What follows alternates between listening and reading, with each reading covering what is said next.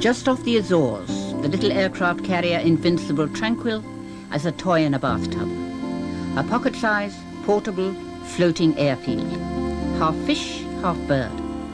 Aviation for the connoisseur. If you pay income tax, it costs you £6 out of your pocket. Dispensing with overseas bases and long-range jets. Alone or in a battlefield. A repertoire for all tastes, from Soviet submarine hunting to Third World gunboat diplomacy and the whole range in between. The full works. Aircrew. Altitude, roger. Controllers. North 4307. Mariners.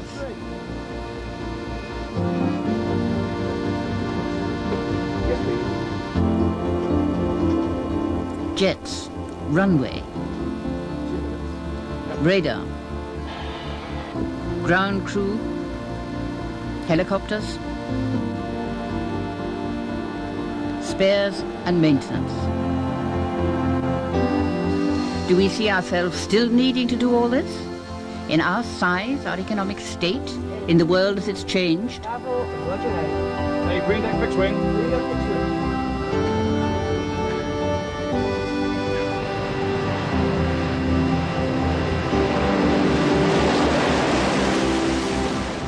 Our three carriers got reprieved in the last defence cuts, and in peace dividend arguments that decision has not been seriously questioned. Now, having made this choice, is Invincible effective?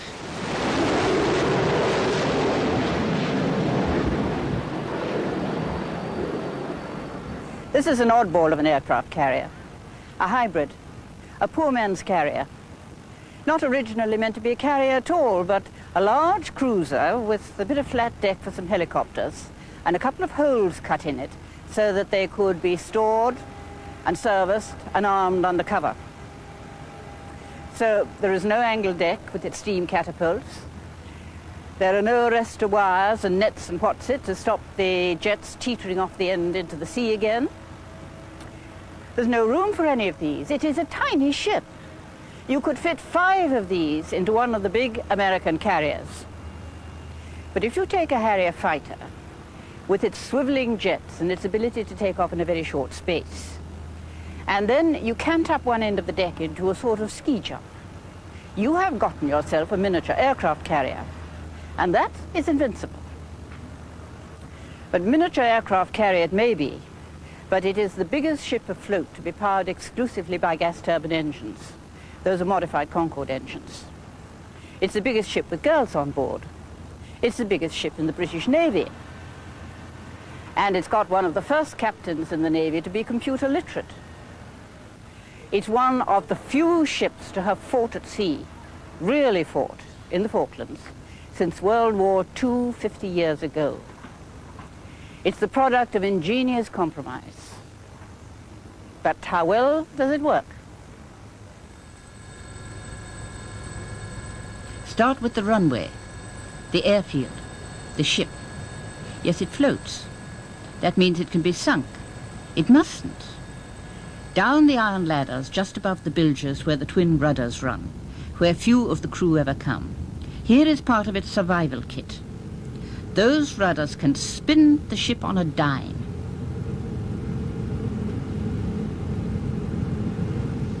Do you see that bend in the wake? Invincible can turn full circle in 4 or 5 minutes. None of that old supertanker nonsense about needing 2 miles.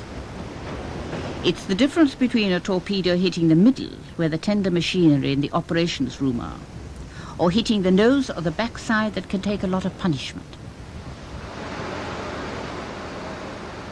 Gears are the crucial component, here in the middle of the ship. Biggest reversible gearbox in any Western Navy. Put that out of action and Invincible would be helpless. Slam the gears into reverse and they will stop the ship motoring flat out at its full 30 knots, 35 miles an hour. And stop it in 3 times its own length. The effect, if you were shooting at a fast-flying duck or a grouse or a jet, and they were able to stop in 3 times their own length, you'd miss. So Invincible could well dodge a torpedo.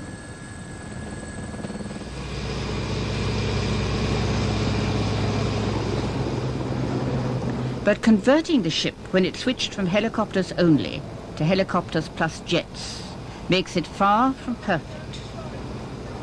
How big a nuisance is it to have those great big holes cut in the deck? They're actually in the wrong place. If we were designing this deck afresh for fixed-wing aircraft operations, I think we'd put the holes on the side. In other words, we would go for side lifts, which we have used in some of our carriers in the past. But that would mean that the runway was then not interrupted by the lifts when there's a need to move an aircraft up or down to the hangar. We manage our way round it quite satisfactorily, but given the opportunity to redesign, a side lift would be the preferred answer. Still, it's a sturdy, nimble little ship with a lot of clever engineering. But how well is it handled? This is about as far from ordinary seamanship as it is from a rowboat on the Serpentine. Even something as routine as refueling at sea, floating, let's suppose, off an unfriendly shore. Not just difficult, dangerous, not something the captain would delegate. As you can see, the tanker is a mile ahead of us at the moment, and we're moving up into what we call the waiting station, which is 300 to 500 yards astern of her. The difficulty with the maneuver, we need to move into a position where we're about 150 feet on her beam, but a ship moving through the water creates zones of pressure and suction around her, and we need to ensure that we move through the zone of interaction where those pressures fail to balance out. Now tell me that in English. Right. As the ship moves through the water, she has zones around her created by her passage through the water of pressure and suction. Around the bow of the ship there's a pressure zone, then there's a zone of reduced pressure abeam of the ship, and a further pressure zone astern. Excuse me. I'm preparing to receive us alongside. Very good. As long as we are in balance with those zones, then we can safely maneuver alongside her. As we close each other, the zones tend to interact and can tend to throw the ship off course. So what we aim to do is to move up from that waiting station with a high overtaking speed to move through the zone of interaction into a position where we're stably alongside her at the same speed as quickly as we can. Are you saying that it's clumsy or that it's dangerous?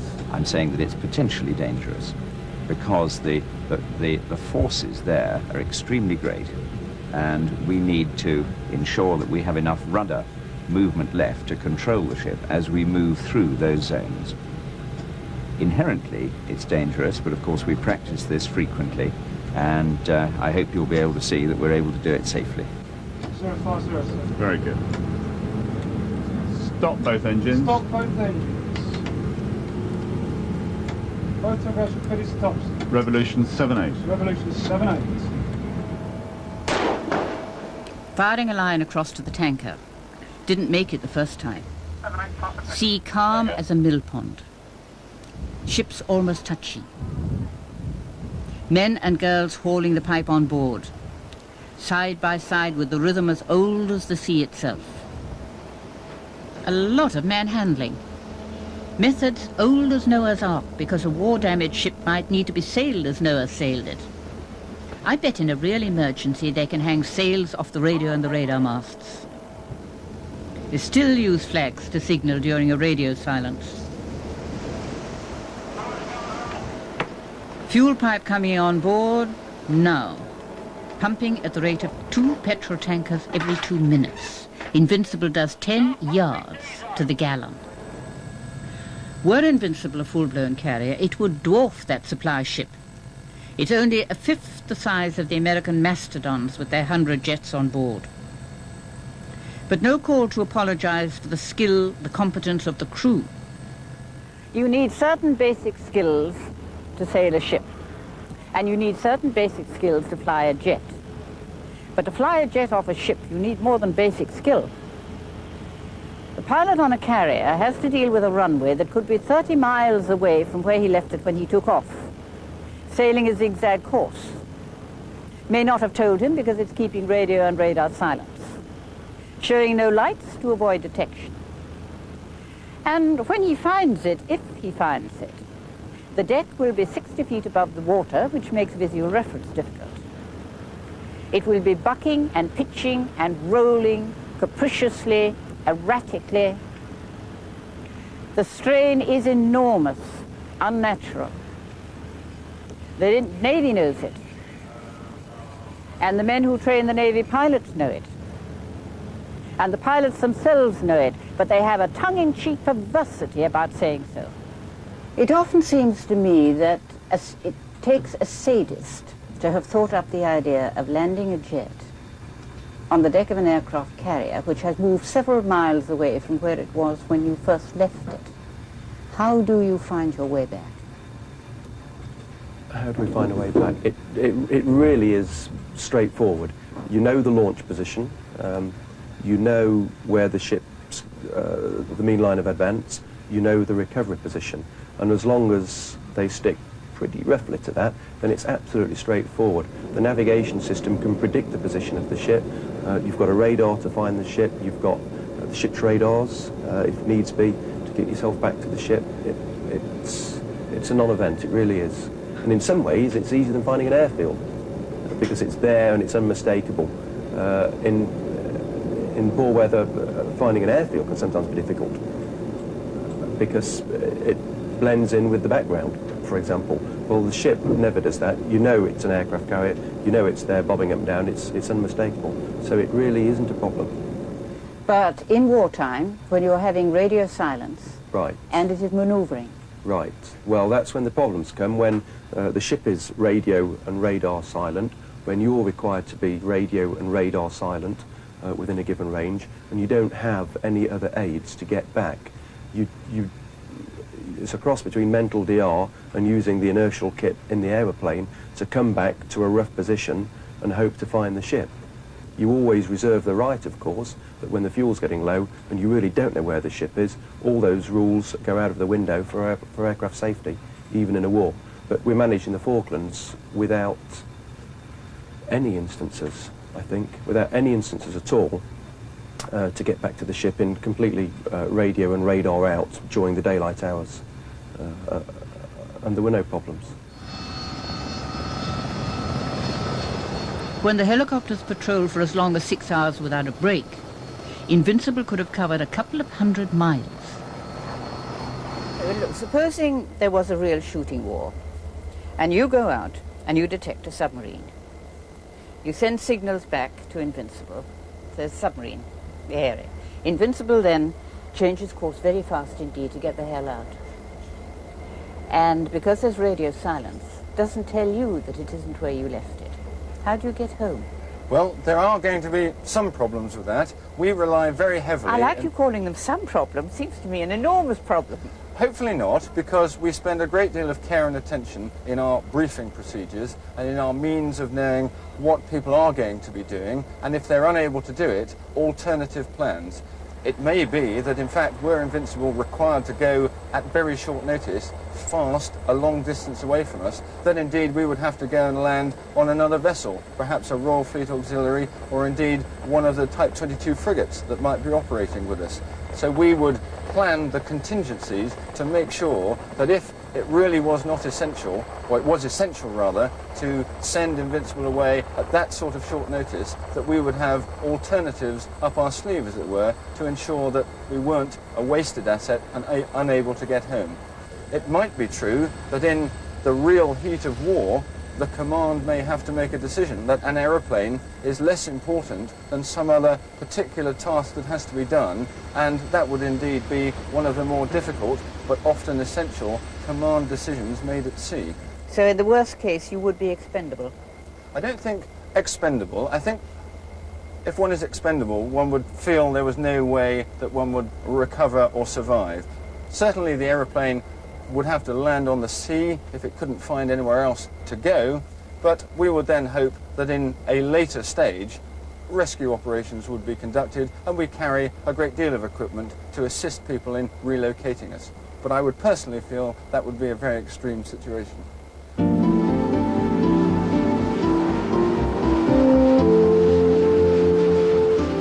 But it's landing at night that really separates the men from the boys. Well, again, that concentrates the mind a little, just because of the lack of visual references. And all you've got is a couple of lights, a centerline light and a glide path indication. And of course they tend to go awry if the ship's rolling a lot, rolling or pitching a lot.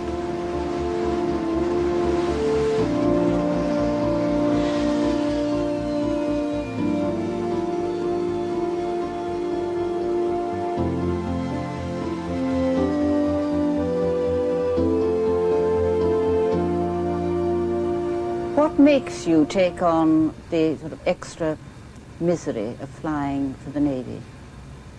Extra enjoyment, extra satisfaction. There's no misery at all. Not Now at come, all. you could have had a lovely time in the RAF. Nice fixed airfields, diversionary airfields, all these things laid out on a map, instead of hunting for a little carrier in the middle of the sea. I'd have been bored, I think. Would you? Yes, I think so, yeah. Not every good pilot's got the right temperament, or can take the strain.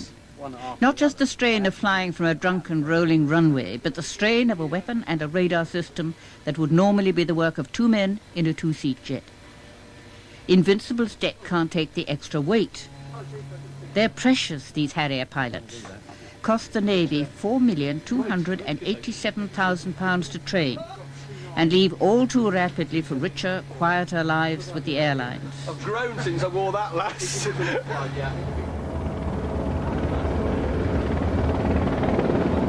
Helicopter pilots have different pressure. Long, wearing 6-hour patrols, policing the seas for submarines. Off they set for work like businessmen carrying their briefcases.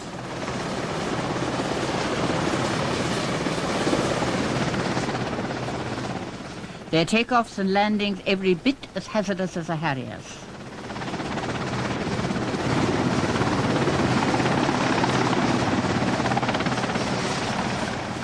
Six hours up there isn't easy. When you come down, you're totally, you're drained, full stop. Your brain, your body is drained.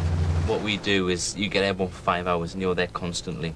From, I'd say, an hour and a half before you take off, you brief, yeah? From that time onwards until you land on, an hour after, that's about nine hours at a time. You're there, you're mentally stressed and that, because you're practically flying and that all the time. And your workload is at the limit. And you come down, you are shattered. You come down, you You've debrief. 8 to 10 hours off, and then you're up You're again, up again. starting again. You debrief, you get something to continuous. eat, and away you go again, you get a shake, right, brief with so-and-so.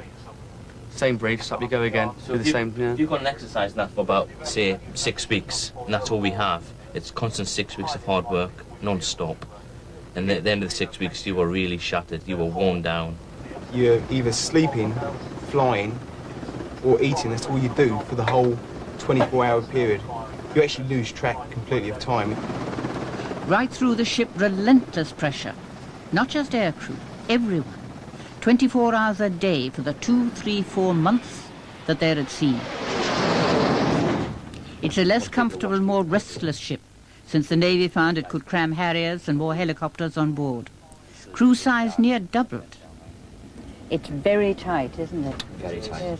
Which is yours? Mine's the top bunk at the back there. You get used to it. It's not too bad in a mess this size. The only problems we really have is, if you can see on the right there, is that the actual lockers are right next to the beds. When you've got 6 guys that have got out at the same time into the lockers, everybody starts climbing over the top of each other and trying to get past and get out. That's the only problem we'll have, really. Twice the mouths to feed in less space and less time. Dining hall can seat 98, and yet we've got 700 junior rates we've got to eat here. And as a result, every chair you see has got to have a bottom on it 6 times each meal time. Now this is to do with the additional people that we take because of our enhanced air group, and that an area of the junior rates dining hall was taken for an operations room some years ago. So unfortunately, these people here can't really sit down and linger over their meal and have a cigarette. Well, not that we allow smoking anyway, of course, but they can't sit and linger. It's come in, eat a meal and out, and that's just the harsh reality of the small space available for them. Yes. On this trip, the pressure exacerbated by a special crisis. They complain you're all very conservative and there's enormous consumption of baked beans. Not the American baked beans, there isn't. They're lions. What's wrong with them? American ones. Oh no, they're just different to ours.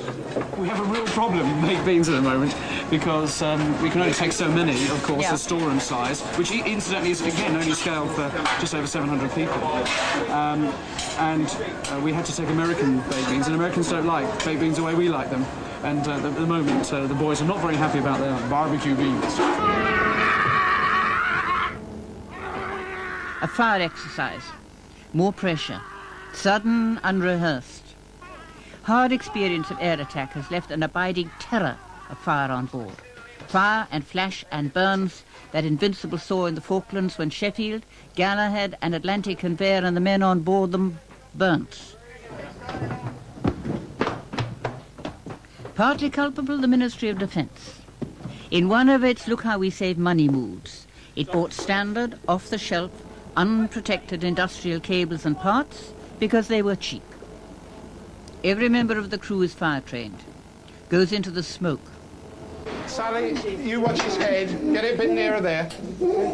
Right, hands on, please. Are you ready? Yes, sir. Right, 2 seats. Fear of burns has shaped the daily routine. No bare arms on deck with aircraft. No nylon. Discipline, discipline, nag, nag. There are always pressures on the ship. There are pressures to fly, to maintain currency. There are pressures to train in all the various facets of our operations. And we can't train all the time. We also have to maintain, and maintenance takes a lot of our time, planned maintenance, routine maintenance, and defect repair. And then alongside that, of course, we have to give people the opportunity to have some time off.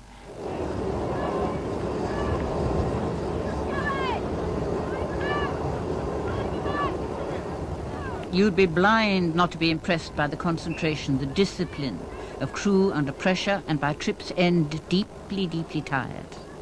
Chances to release the tension are few and precious. Save a rare hour or so, the aircraft and their acolytes monopolize the deck. The rest live like troglodytes below ground, in perpetual artificial light, within steel walls that echo and reverberate incessantly. Twist with the body and stretch down! That voice of command is the voice of the Chief Wren. And this must be one of the biggest management changes the ship has had to face. Left leg over right this time, damn it! Long tours of duty, difficult work, cramped conditions. These are an inevitable part of life on a miniature aircraft carrier. Then last year, something fresh to cope with. Girls. Aircrew apart, doing the same jobs as men. Working alongside them, professional, completely integrated. What had they expected? Girly jobs? No, because I was already an air engineering mechanic. Yes. And I joined up as that, so we knew we'd stay in the same trade. We'd just basically be doing the same job at sea as we were doing shoreside. I'm an air engineering mechanic, and I did motor mechanics at school, so it comes from there. I didn't want to go on a YTS, so I looked at the services and they showed me air engineering, which I jumped into. But what happens in their time off? And that's not an entirely prurient question. Navies again sex on board because it wouldn't stop at mere sex. Let in jealousy, heartbreak, and it becomes hard to run an efficient ship. Have you had any difficulties? There have been very few, remarkably few, I think. It would have been naive to expect that there would have been no problems. Those that there have been very minor and usually inflated out of all proportion by the cheaper tabloids. Personally, for myself, I'm engaged. I've got a beautiful fiancée at home. I'm not interested in anything that's on board at all, to be honest. My girlfriend was far better looking than anyone on board here anyway. How did the lads look at you when you turned up? They were all people that tend to begin. Yeah, it was, wasn't it? She deserves two or whatever. But they had their. I think they were afraid to begin with that we'd do a better job than them. They're so well integrated now that you really don't notice whether you're working with a male or female. You know, you're all alongside each other and to do a job and you get on. Do you ever notice any girls who have a naughty twinkle in their eye? Well, if they do, I don't notice them. Turn a blind eye. Well, I'm happily married anyway, so I wouldn't be looking. I think it took them a while before we could get accepted. But they've settled down a lot now, and, well, they look at us like sisters now. So, Only sisters? Well, yes, you know. Well, the potential obviously is there for things to happen, but there haven't been any really recorded incidents, especially amongst the ratings. There's no problem. People just get on together. When you're looking at it over the long term, when the girls are no longer a curiosity, and you've got a much higher proportion of them on board, do you think that it'll be time to modify these very strict rules about no sex? No, I don't believe so. I don't think that sex has any place on board a warship. It introduces other emotions such as jealousy, and I think you've seen from your time here, we're very dependent upon each other, and we have to remain dependent upon each other, and therefore I don't believe that there is room for any change in those rules. We're looking really at a code of conduct here, not a whole lot of rules. Hard to believe the sea can cool normal passions so totally. But I saw no evidence to the contrary. A ship is not a private place, except for officers who've been the majority of the few caught in flagrante throughout the Navy as a whole. Oh, nightmare. Have girls changed the ship? Yeah. Yeah. Well, the waves of scent tell you when you're near their quarters.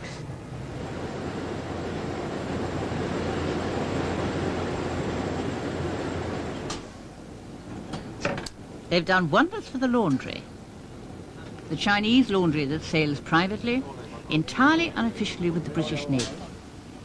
Laundry charges now include silk shirts and fluffy sweaters.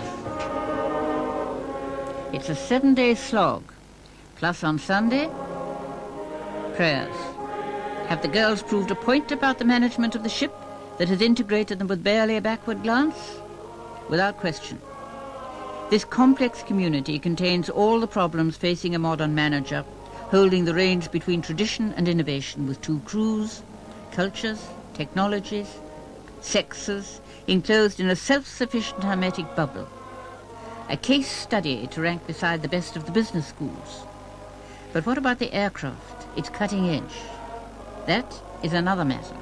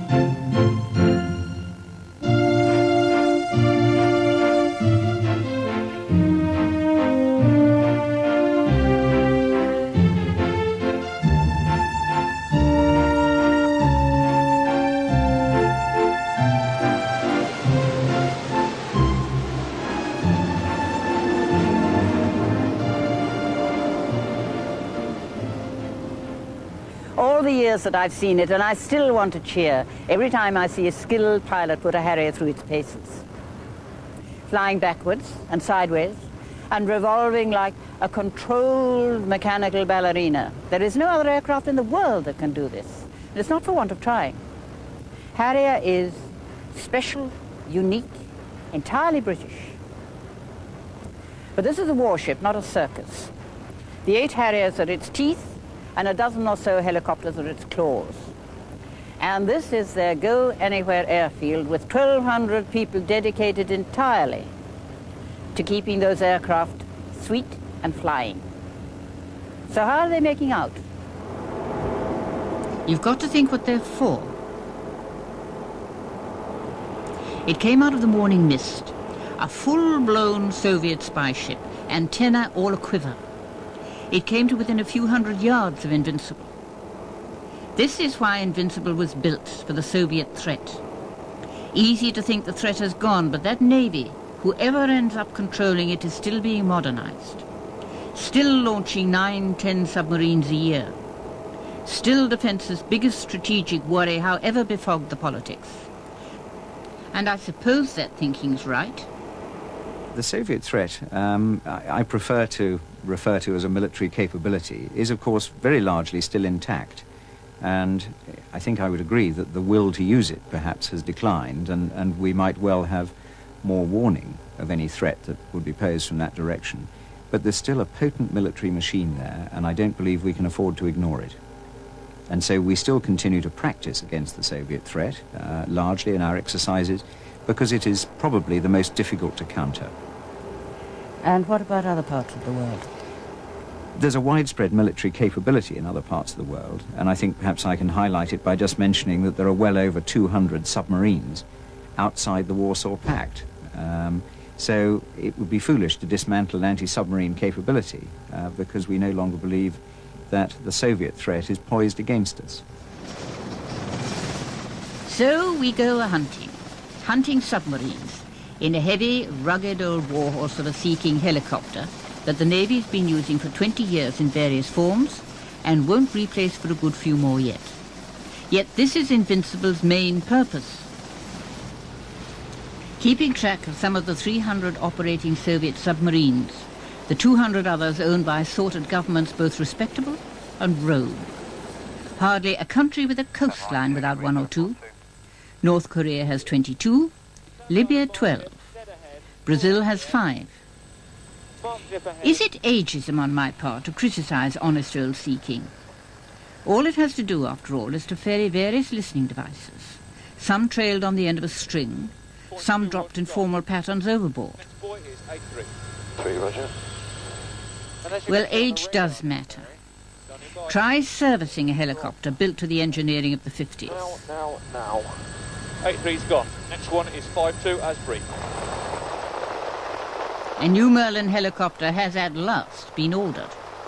Well, the Merlin, of course, is going to be a huge advance over the Sea King. I think the Sea King has grown in weight by 50% since it first entered service. So its deck operating envelope, the wind conditions that are required, are fairly constraining in order to get a very heavily loaded Sea King off the deck. The Merlin will be much more agile. It'll have a much better performance from the deck, and therefore it will be less demanding to operate. And, of course, in terms of its military capability, it will be a step forward over the Sea King. Delivery will only be 20 years after the Navy first asked for it. Starting 95, and you know how defence orders slip. By which time the Navy's biggest ship, its outward symbol of air power, will have been carrying out its key role with a design 40 years old, and that does matter.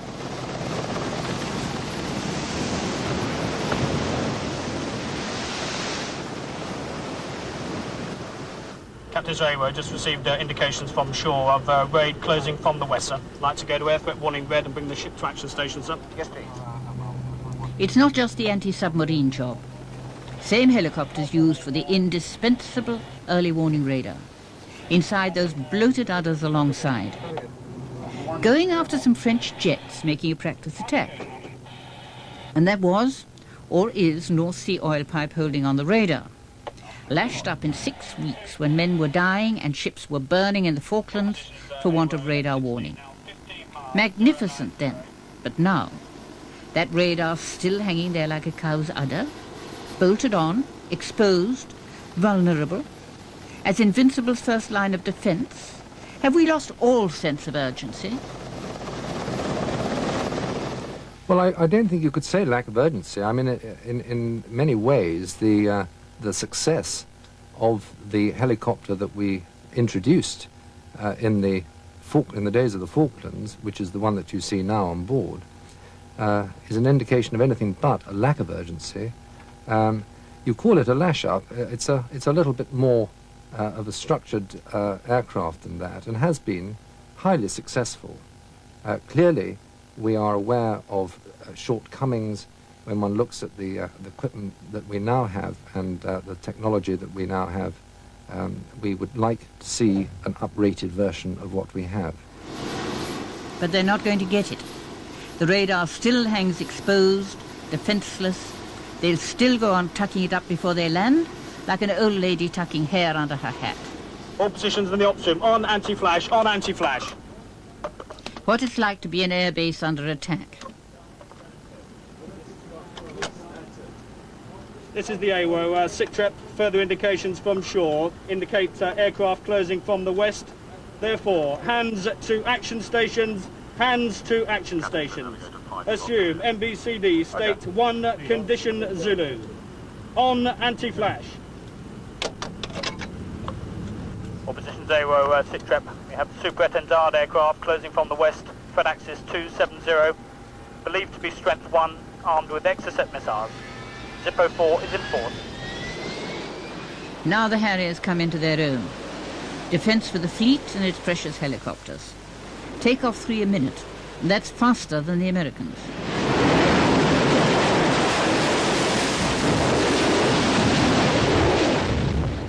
All positions AWO, believe the aircraft to be low. Low, has not delivered his Exocet yet. Seeking Whiskey is still holding himself.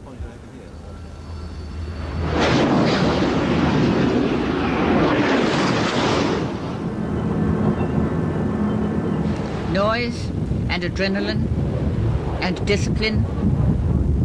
All positions AWO, alarm aircraft 258.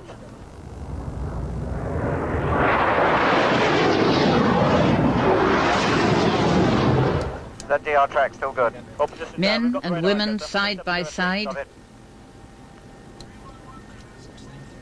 All positions AWO, single Exocet closing 258, 21 miles.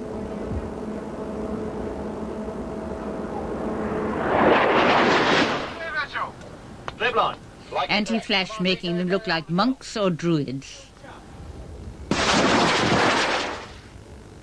All positions AWO, Exocet now green 1202 miles. Brace, brace, brace.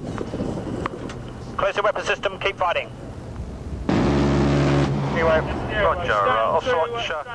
Incantations over the radar screens. 045, reduce 1. Oppositions AWO, stand 2. That's raid complete. It's like a silken oiled machine, the coordinated killing power of guns and rockets and helicopters and jets. The cool, controlling human intelligence. The sequential triggering of layer after layer of defense.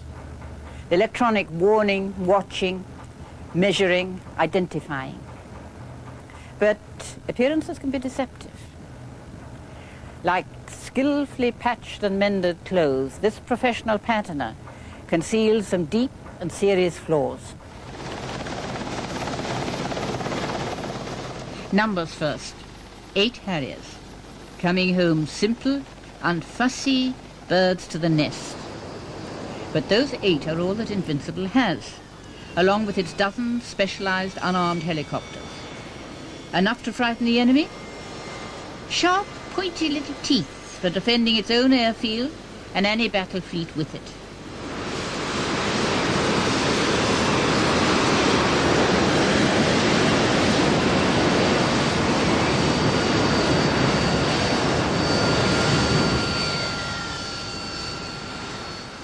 They give quite a nasty nip too when they switch to attack. Say in the Third World, a role much talked of since the Gulf War and the Soviet decline. But on balance, the Invincible complex is 50% too small for the job it is asked to do. Result, since we've only 3 of these mobile airfields and one will always be in dock, they're dangerously close to becoming too precious to use. And the more the focus shifts from big war to small hotspots, the more this will weigh with politicians. Now the hidden flaw. It's self-evident Invincible has very few Harriers, but that's only half of it. You have to hold all deck moves shortly. Descent into the underworld, where men work through the night so that machines will fly by day. Harrier is a 35-year-old design and largely unchanged. How far, though, having to use very old equipment, how much does that add to the workload, the maintenance? Because if it was an old car, they get worse and worse to maintain. Yes, inevitably older airframes require more maintenance, and the maintenance workload has gone up as the aircraft have aged, and there is a compensating increase in manpower, I think, required within the squadrons to overcome that increased maintenance load. What we would like, obviously, is an aircraft with a little more endurance than the one that we have at present. We would like an aircraft that is, if I could use the expression, a little more maintainer-friendly, one that is more readily maintained. Conditions for working on aircraft in a ship such as this are never easy, and the more one can build into the design of the ship, the aircraft, then so much the better. What is the unfriendly part of its maintenance? The unfriendly part is that whatever, a lot of the equipment that one may wish to check or change may well involve the removal of the engine. The engine obviously is a fundamental part of the entire aircraft, and removal of the engine is both time-consuming and affects every aspect of the engine's systems.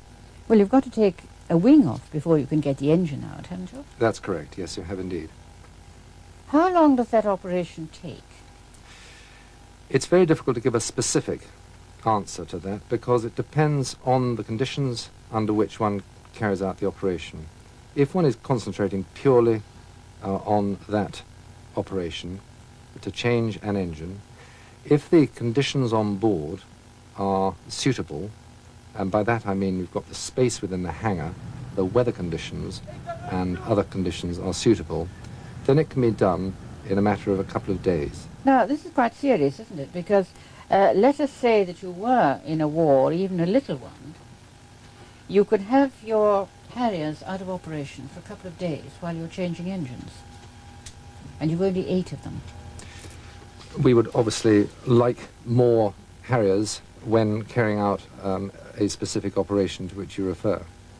I can only say that we have never been embarrassed to date with the length of time that it takes to maintain an aircraft with regard to maintaining sufficient aircraft airborne to carry out any task that we have.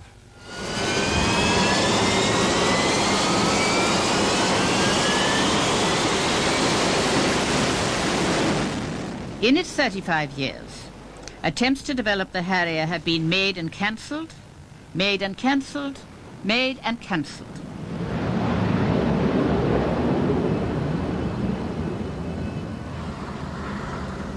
Now, at long last, the Navy is getting an updated Mark II. But the updates are all to the radar, the rockets, the radio. More of the same, they say.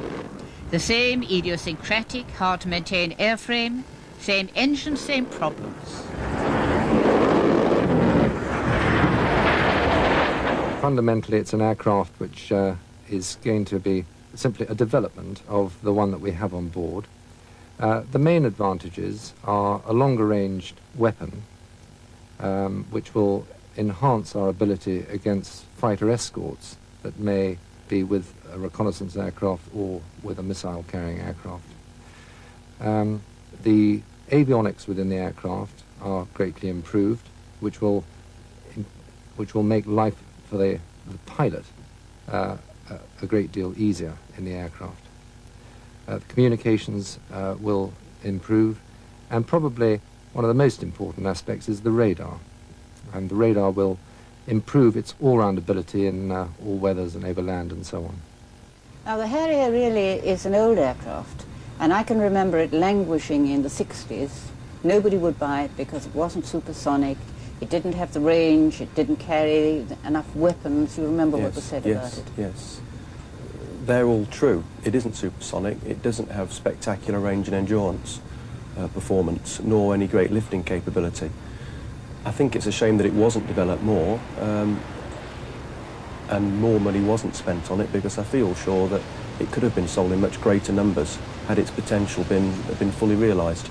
The way missiles have developed, does it matter whether an aircraft's supersonic or not? It matters. It's a matter of priorities and how you balance the requirements that you need. I don't believe that it's very important to be supersonic. It would be a nice to have, but there are other things that I would like to get right before that, given a finite sum of money. Like what? The weapon system, obviously, which we're working on with the FRS-2, and we ought to be looking at more range and endurance performance out of our aeroplane, better cockpit, long-range VID systems, and somewhere... VID of what? Visual identification of, as the radars become more capable and as the missiles get longer and longer legs, the requirement to visually identify a target at long range is difficult, and as the range of missiles increases, it becomes more of a handicap not to be able to do that. So, for example, the F-14 has got a super system where it can visually identify targets at long range, and it's therefore able to engage them without getting close enough to be shot down itself. If the rules of engagement insist that you do have to complete a VID before you shoot them, then clearly it's useful to have such a system. Things like that, I think, are of more importance than the ability for supersonic dash. However, if it's there, we'll certainly have it. Of course, it's useful.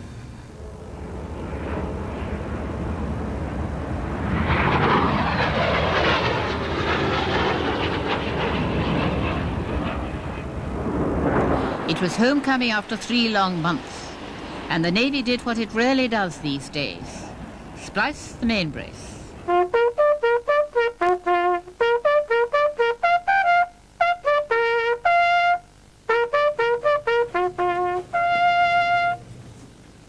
The Navy maintains traditions, and one of them is the ability to present an immaculate front, to use skill, professionalism, and some low cunning to conceal defects in its equipment not visible to the naked eye, to dazzle with sheer virtuosity when they are. I would argue it is self-defeating. It makes us complacent, smug, nosier about what boys and girls can or can't do on board than about what Harriers and helicopters can or can't do. I would argue the Navy behaves at times like its own worst enemy. Done. All ready to go.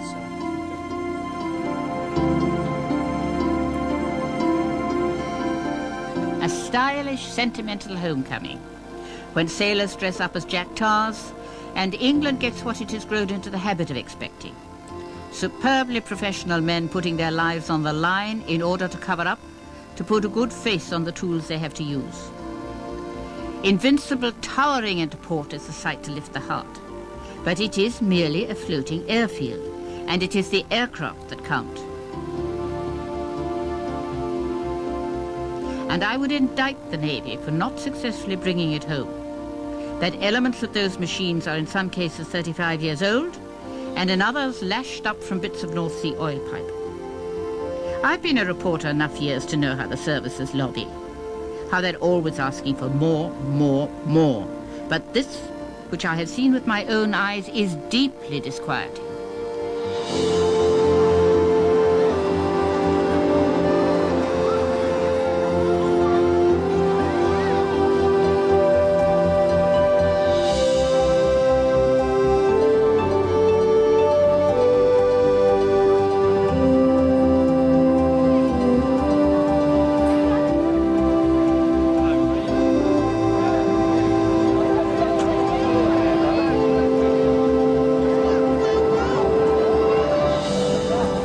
May be redundant as far as Britain is concerned.